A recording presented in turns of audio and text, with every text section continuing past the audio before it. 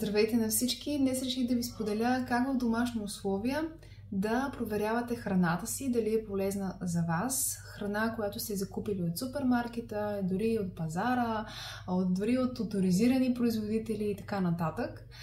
Като за целта ще използвам инструмента Махало, инструмент, който прилагам в живота си през последната година и половина, освен че провеждам божествено лечение чрез него. Проверявам както храната си, така и всички неща, които по някакъв начин имам казус и дали са полезни за мен или не, включително и средата, в която се намираме. Но в случая да ви демонстрирам относно храната. За целта съм си взела един домат, който е закупен от пазара, от човек-производител. И една чушка, която е от градината на леля ми. И по какъв начин може да проверим храната си. За целта, пак казвам, трябва ни махалце. Като махалцето, с него не се изисква някаква свръхестествена сила да имаме, за да работим с него, да проверяваме храната си. Тоест, всеки човек има достъп до това, може да го прилага в живота си, за да види кое нещо е здравословно за него или пък не. Като целта е тук да знаем махалцето ни. Ако ви е интересно, мога да ви покажа начина, по който да си обучим махалцето, да знаем коя посока на махалото ще ни каже да или не, защото реално отговорите на махалото са свързани с да или не, посока на да или не. В случая при мен посоката да се показва надясно и наляво. Ето така се върти. То даже при мен не се върти, ми си е доста центрирано, а когато е не, е напред и назад. Това ви го показвам, за да видите сега, като тестваме продуктите. В случая взимам този домат, който нищо не съм го правила, нито съм го мила, нищо, просто нищо. Както и чушката е по същия начин. И сега задавам въпроса. Този домат полезен ли е за мен? Казвам и не. Сега, да проверим чушката, как е положението с нея. Тази чушка полезна ли е за мен?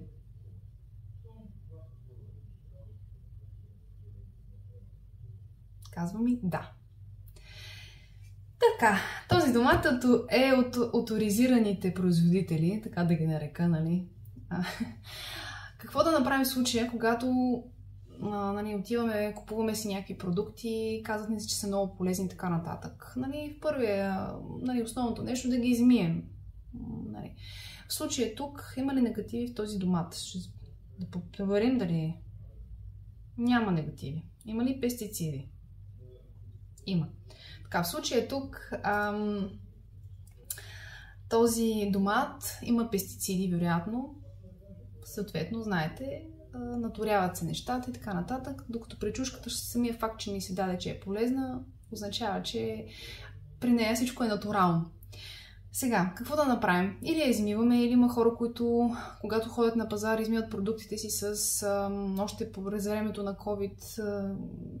Измиваме продуктите в мивката с вода, сода, вода, оцет или пък ако имате алкална вода, тази, която я рекламират, да извлече всичките негативни неща от продуктите. Това е едно на ръка, може да го направим. Другото нещо е, че прави впечатление, че хората не благославяме храната си, а това е много определящо. Защото дори да нямаме нещо, някаква свръхестествена сила, самия факт, че се благославяме храната си и искаме връзката по един друг начин с нея така да бъде благословена от Бога, някакси би могло да промени вътре това, което се случва с този домат. Сега, какво е следващото ниво? Какво се случва тук? Следващото ниво е това да имаме дарбата за освещаване. Едно от нещата, с които работи божествено лечение, е именно това. Да отключва божествени дарби на хората, съответно, когато са преминали през определени изпити, съответно взети изпити, уроци и отгоре им се дават дарби, една от които е дарбата за освещаване, изключително силна дарба. Така в случай сега ще видите как само чрез една молитва този домат ще стане полезен за мен и за семейството ми, защото ще го осветя. И молитвата е следната. Господи, благослови, кратичка молитва. Господи, благослови, осветли с присъствието си този домат и го направи полезен за мен и за семейството ми.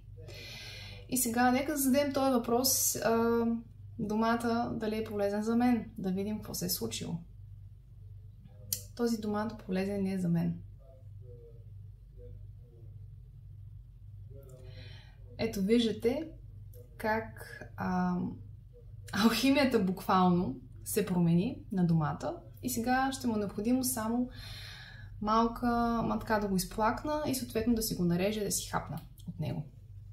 Сега, тук в случая, пак казвам, не е задължително да имаме някакви свръхестествени сили, за да използваме махалцето. То е много лесно достъпно за нас. Като човек, който изключи в определен момент от живота си изцяло млечните, така организъм ми явно не беше готов и така появиха се продукти, които мога да ям млечни, без лактоза,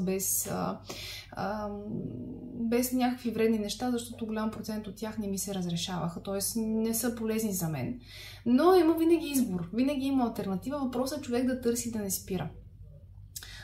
Исках само да ви демонстрирам как чрез молитва и как чрез освещаване ние можем да променим изцяло алхимията и не само в продуктите си, зеленчуците, храна си и така нататък, а и в връзка с това, че можем, ако имаме тази дарба, да осветим къщата си, автомобила си, защото дори да има едно малко противоречие между хората в автомобила и така нататък, или в дома ни, ние не знаем какво сме си привлякли негативно.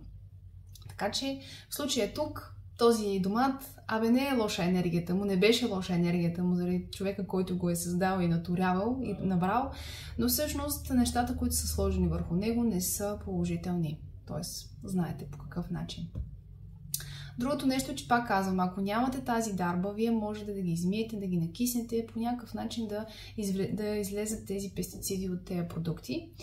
Но когато имаме дарбата, която е отключена и материализирана освещаване, е много лесно и достъпно. Това, което правя аз, е когато купя торбата с покупките, още с излизането от магазина, за да не забравям, освещавам продуктите в чантата си. Основната цел на това видео е наистина да разберете, че е много лесно и просто можете да проверите храната си чрез махалото и съответно какво може да предприемете като действия. Дали ще използвате само това, което знаете, дали ще благославяте храната си, дали само ще измивате продуктите си и така нататък. Или пък сте готови да работите за добродетелите си и след като ви се проведе божествено лечение, разбира се, от вас ще зависи кога ще получите тази дарба за освещаване, но мисля, че за хората, с които до момента съм провела лечение и на които протича и продължава да протича, вече имат тази дарба и ако имат махалци под ръка, нека да си проверят дали имат и дали могат да освещават както храната си, така и дома си и всички предмети, които са в дома ни и не само в него. Надявам се видеото да ви е било полезно, защото информацията, която ни се дава чрез махалото, е от нашият духовен водач. И смятам, че нашите светли същества, които се грижат за нас, знаят най-добре какво е добре за нас и кое не е добре за нас. Така че бъдете наистина щастливи и благословени. Ако имате въпроси относно махалцето, как можем да разбираме как да работим с него, ще направя видео и за това. Благодаря ви, бъдете благословени и до скоро!